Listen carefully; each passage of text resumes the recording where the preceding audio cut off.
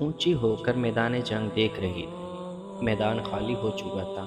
اسے پاک کی دیوار اور درختوں کے بالائی حصے نظر آ رہے تھے، لیکن یہ نظر نہیں آ رہا تھا کہ اندر کیا ہو رہا ہے۔ وہ اونٹ سے کود آئی اور خیمہ میں چلی گئی۔ ابن مرارہ لیلا نے مجاعہ سے کہا، تمہارا نبی میدان خالی کر گیا ہے۔ خدا کی قسم بنو حنیفہ بھاگ گئے ہیں۔ میں نے کبھی نہیں سنا کہ 13,000 نے 40,000 کو شکست دی۔ مجاعہ نے کہا، میدان چھوڑ جانا مسلمہ کی چال ہو سکتی ہے، پسپائی نہیں۔ سب باغ کے اندر ہیں۔ لیلا نے کہا، اگر سب باغ میں ہیں تو وہاں سے زندہ صرف بنو حنیفہ نکلیں گے۔ مجاعہ بن مرارہ نے کہا، اگر مسلمان باغ میں میرے قبیلے کے پیچھے چلے گئے ہیں تو سمجھ لو کہ انہیں موت باغ میں لے گئی ہے۔ بنو حنیفہ ناقابل تسخیر ہیں، آج فیصلہ ہو جائے گا۔ لیلا نے کہا، ٹھہرو، مجھے گھوڑے کے ٹاپ سنائی دے رہے ہیں، میرے خامد کا قاصد ہوگا۔ وہ خیمے سے نکل کے کھڑی ہو گئی اور بولی، وہ فتح کی خبر لایا ہوگا، وہ آ رہا ہے۔ گھوڑا جو سر پر دوڑا آ رہا تھا لیلا کے قریب آ رکا اور سوار گھوڑے سے کود آیا۔ وہ خالد رضی اللہ عنہ تھے۔ لیلا انہیں اکیلا دیکھ کر گھبرائی۔ سالار کے اکیلے آنے کا مطلب یہی ہو سکتا تھا کہ اس کی سپاہ تتر بتر ہو گئی ہے۔ میدان جنگ کی کیا خبر ہے؟ لیلا نے پوچھا، آپ اکیلے کیوں آئے ہیں؟ خدا کی قسم، میں نے بنو حنیفہ کو کاٹ دیا۔ خالد رضی اللہ عنہ نے جوشیلی آواز میں کہا، مسلمہ کذاب مارا گیا ہے، اور وہ قیدی کہاں ہے؟ لیلا نے دونوں ہاتھ اٹھا کر آسمان کی طرف دیکھا اور سکون کی آہ بھر کر بولی، مجاعہ کہتا ہے کہ بنو حنیفہ ناقابل تسخیر ہے۔ میں پوچھتا ہوں وہ کہاں ہے؟ خالد رضی اللہ عنہم نے ہانپتی ہوئی آواز میں پوچھا، کیا وہ اسے چھڑا کر لے گئے ہیں؟ میں یہی ہوں ولید کے بیٹے۔ خیمے کے اندر سے مجاعہ کی آواز آئی، میں تیری اس بات کو سچ نہیں مانوں گا کہ مسلمہ مارا گیا ہے۔ میرے ساتھ چل مجاعہ۔ خالد رضی اللہ عنہم نے خیمے کے اندر جا کر کہا، ہو سکتا ہے کہ تیری بات سچ ہو، میں مسلمہ کو نہیں پہچانتا۔ تیرا قبیلہ یہ شور مچاتا بھاگ گیا ہے کہ مسلمہ مارا گیا ہے۔ میرے ساتھ آ اور لاشوں میں اس کی لاش دیکھ کر بتا کہ یہ ہے اس کی لاش، پھر کیا ہوگا؟ مجاعہ نے پوچھا، مجھے آزاد کر دو گے؟ خدا کی قسم، خالد رضی اللہ عنہم نے کہا، میں اس قبیلے کے ایک سردار کو آزاد نہیں کروں گا جو میرے دین کا دشمن ہے، رسالت میں شرکت کا دعویٰ کرنے والا، اور اس دعوے کو ماننے والوں کو میں کیسے بخش دوں؟ اللہ کے سوا تجھے کوئی نہیں بخش سکتا۔ او ولید کے بیٹے، مجاعہ بن مرارہ نے کہا، میں نے اسے کب نبی مانا تھا؟ وہ چرب زبانی اور شعبدہ بازیوں سے نبی بن گیا تھا، اور تو نے دیکھ لیا ہے کہ کتنا بڑا لشکر اس کا مرید ہو گیا تھا۔ اگر میں اسے نبی نہ مانتا تو وہ میرے سارے خاندان کو زندہ جلا دیتا، اور یہ بھی وجہ تھی کہ میں اپنے قبیلے سے اپنے آپ کو کاٹ نہیں سکتا تھا۔ اگر تو میرے قتل کا حکم دے گا تو یہ ایک بے گناہ کا قتل ہوگا۔ اس نے مجھے اپنے ان لوگوں سے بچایا ہے جو ہماری خیمہ گاہ کو لوٹنے اور تباہ و برباد کرنے آئے تھے۔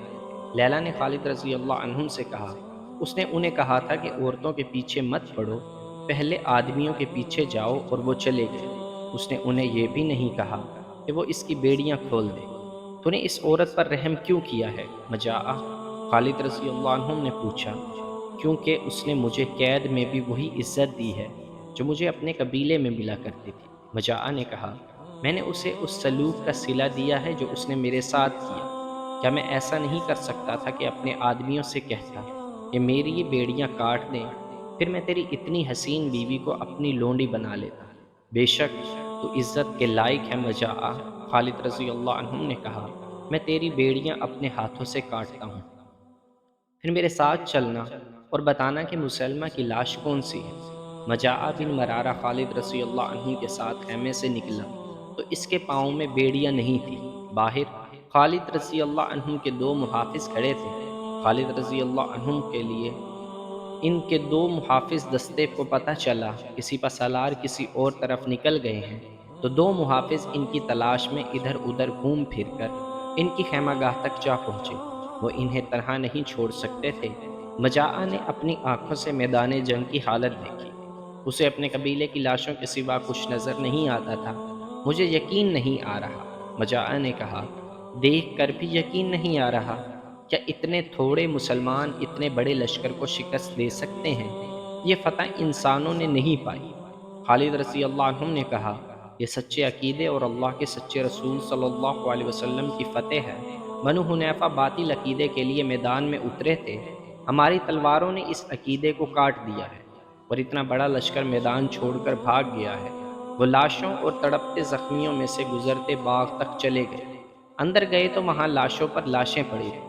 مسلمان لاشوں کے ہتھیار اکٹھے کر رہے تھے۔ بنو حنیفہ میں سے جو زندہ تھے وہ ادھر ادھر بھاگ گئے تھے۔ خالد رضی اللہ عنہ نے وحشی بن حرب کو بلایا اور اس سے پوچھا کہ اس شخص کی لاش کہاں ہے جسے اس نے مسلمہ سمجھ کر ہلاک کیا ہے۔ وحشی خالد رضی اللہ عنہ کو وہاں لے گیا جہاں مسلمہ کی لاش پڑی تھی۔ اس نے لاش کی طرف اشارہ کیا، نہیں۔ خالد رضی اللہ عنہ نے کہا، یہ ٹھگنا اور بدصورت آدمی مسلمہ نہیں ہو سکتا، اس کے چہرے پر کراہت ہے۔ یہی ہے۔ مجاعہ نے کہا، یہ مسلمہ کی لاش ہے، یہ اس شخص کی لاش ہے جس نے ہزاروں لوگوں کو گمراہ کیا۔ خالد رضی اللہ عنہ نے کہا، یہ شخص ایک فتنہ تھا۔ ابن ولید مجاعہ نے خالد رضی اللہ عنہ سے کہا، فتح پر خوش نہ ہو، تیرے لیے اصل مقابلہ تو ابھی باقی ہے۔ اس کے ساتھ؟ بنو حنیفہ کے ساتھ۔ مجاعہ نے جواب دیا، یہ تو وہ لشکر تھا جو میدان میں آ کر لڑا تھا، یہ تو چھوٹا سا ایک حصہ تھا، اس سے بھی بڑے لشکر یمامہ میں قلعے کے اندر تیار کھڑا ہے۔ اپنی جانی نقصان کو دیکھ اور سوچ کہ تیری یہ سپاہ جو بہت کم ہو گئی ہے، اتنے بڑے تازہ دم لشکر کا مقابلہ کر سکے گی؟ تیرے سپاہی تھک کر چور ہو چکے ہیں۔ خالد رضی اللہ عنہ نے لاشوں سے اٹے ہوئے باغ میں نگاہ دوڑائی۔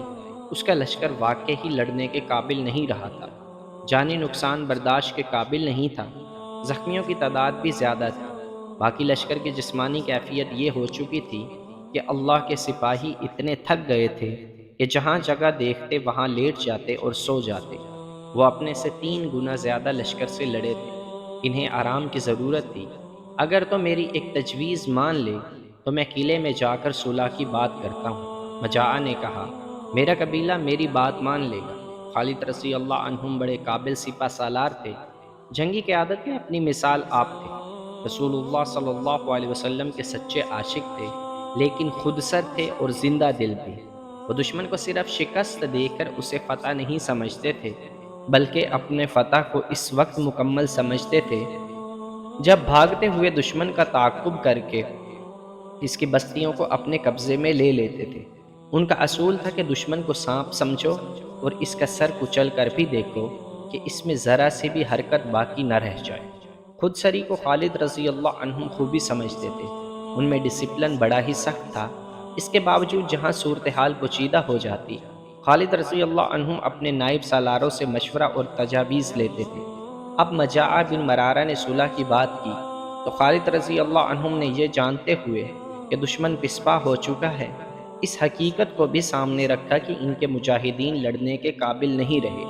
خالد رضی اللہ عنہ نے اپنے نائب سالاروں کو بلایا اور انہیں بتایا کہ بنو حنیفہ کا ایک سردار مجاعہ بن مرارہ صلح کی پیشکش کر رہا ہے، اصل فتنہ تو ختم ہو چکا ہے۔ عبداللہ بن عمر رضی اللہ عنہ نے کہا، مسلمہ کذاب کے مر جانے سے بنو حنیفہ کا دم ہم ٹوٹ چکا ہے۔ میں تو یہ بہتر سمجھتا ہوں کہ یمامہ کا محاصرہ فوراً کر لیا جائے اور دشمن کو سستانے کی مہلت نہ دی جائے۔ صرف یمامہ نہیں، عبد الرحمن بن ابی بکر رضی اللہ عنہ نے کہا، بنو حنیفہ میدان جنگ سے بھاگ کر ایسی جگہوں میں چھپ گئے ہیں جو چھوٹے چھوٹے قلعے ہیں، پہلے انہیں پکڑنا ضروری ہے، اس کے بعد صلح کی بات ہو سکتی ہے، صلح کی شرائط ہماری ہوں گی۔ عبداللہ بن عمر رضی اللہ عنہ نے کہا، کیا تمہاری نظر اپنے لشکر کی جسمانی حالت پر بھی ہے؟ خالد رضی اللہ عنہ نے کہا، ابھی شہیدوں اور زخمیوں کی گنتی ہو رہی ہے۔ خدا کی قسم، کسی جنگ نے ہمارا اتنا خون نہیں پیا جتنا یہ جنگ پی گئی ہے، اور شاید ہمیں ابھی اور خون دینا پڑے گا۔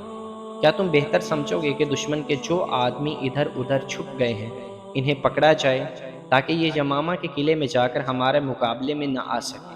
ہم یقیناً اسی کو بہتر سمجھتے ہیں۔ عبد الرحمن رضی اللہ عنہ نے کہا، اگر ہم انہیں پکڑ لیں تو صلح کی کیا ضرورت رہ جائے گی؟ مجاعہ نے بتایا ہے کہ ان کے جس لشکر سے ہم لڑ چکے ہیں اس سے کچھ زیادہ لشکر یمامہ کے اندر موجود ہے۔ خالد رضی اللہ عنہ نے کہا، تم میری اس رائے کو صحیح مانو گے کہ ہماری سپاہ لڑنے کے قابل نہیں رہی۔ تم دیکھ رہے ہو کہ ہمارے مجاہدین تھکن سے بے حال ہو کر جہاں بیٹھتے ہیں وہاں سو جاتے ہیں۔ ہمارے لیے کمک بھی نہیں رہی، اگر کمک منگوانی بھی جائے تو بہت دن لگ جائیں گے۔ اتنے دنوں میں دشمن منظم ہو جائے گا اور اس پر ہماری جو دہشت غالب آئی ہے وہ اتر جائے گی۔ ابن ولید عبداللہ رضی اللہ عنہ نے کہا، تم نے خود بھی تو کچھ سوچا ہوگا۔ ہاں ابن عمر، خالد رضی اللہ عنہ نے جواب دیا، میں نے سوچا ہے کہ ادھر ادھر بکھرے ہوئے دشمن کو پکڑا جائے، پھر یمامہ کا محاصرہ کر لیا جائے اور اس دوران مجاعہ یمامہ میں جا کر اپنے سرداروں کے ساتھ صلح کی بات کریں۔ صلح کے لیے ہم یہ شرط ضرور رکھیں گے کہ بنو حنیفہ شکست تسلیم کر کے ہتھیار ڈال دے، یہی بہتر ہے۔ عبد الرحمن رضی اللہ عنہ نے کہا، میں بھی اسی کو بہتر سمجھتا ہوں۔ عبداللہ رضی اللہ عنہ نے کہا، پھر یہ کام ابھی شروع کر دو۔ خالد رضی اللہ عنہ نے کہا، دستوں کو مختلف سمتوں میں روانہ کر دو اور انہیں کہو کہ بنو حنیفہ کا کوئی آدمی، عورت یا بچہ کہیں نظر آ جائے تو اسے پکڑ کر لے آؤ۔ دستوں کو روانہ کر دیا گیا اور خالد رضی اللہ عنہ نے مجاعہ کو اپنے پاس بٹھا لیا۔ ابن مرارہ خالد رضی اللہ عنہ نے مجاعہ سے کہا، مجھے تجھ پر اعتماد ہے اور میں تجھے اس اعتماد کے قابل سمجھتا ہوں۔ جا اپنے سرداروں سے کہہ کہ ہم صلح کے لیے تیار ہیں، لیکن شرط یہ ہوگی کہ تمہارے ہتھیار ہمارے سامنے زمین پر پڑے ہوں گے۔ میں اسی شرط پر صلح کرانے کی کوشش کروں گا۔ مجاعہ نے کہا، لیکن ابن ولید، اپنی فوج کی حالت دیکھ، میں مزید خون خرابے سے ہاتھ روکنا چاہتا ہوں۔ خالد رضی اللہ عنہ نے کہا، کیا تو نہیں چاہے گا کہ تمہارے اور ہمارے جو آدمی زندہ ہیں وہ زندہ رہیں؟ اپنے قبیلے میں جا کر دیکھ، آج کتنے ہزار عورتیں بیوہ اور کتنے ہزار بچے یتیم ہو چکے ہیں، اور یہ بھی سوچ کہ بنو حنیفہ کی کتنی عورتیں ہماری لونڈیاں بن جائیں گی۔ اس وقت کی تحریروں سے پتہ چلتا ہے کہ خالد رضی اللہ عنہ کی یہ بات سمجھ کر مجاعہ کے ہونٹوں پر ایسی مسکراہٹ آ گئی جس میں تمسخر یا طنز کی جھلک تھی۔ وہ اٹھ کھڑا ہوا، میں جاتا ہوں۔ مجاعہ نے کہا، ابن ولید، تیری خواہش پوری کرنے کی میں کوشش کروں گا، اور پھر اس کے بعد